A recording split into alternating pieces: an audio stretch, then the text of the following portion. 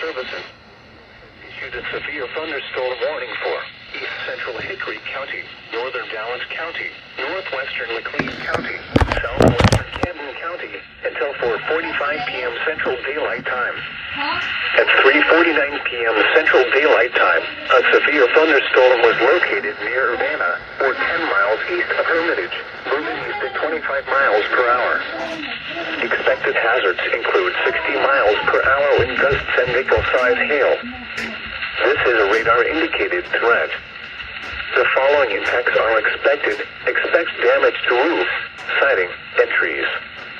Locations impacted include Lake of the Ozarks, Hahatonka State Park, Camdenton, Urbana, Max Creek, Lynn Creek, Eldridge, Branch, Decaturville, Tunas, Roach.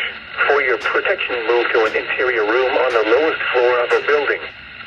Repeating, a severe thunderstorm warning has been issued until 4:45 p.m. Central Daylight Time for the following counties: in Missouri, Camden, Dallas, Hickory, and Laclede.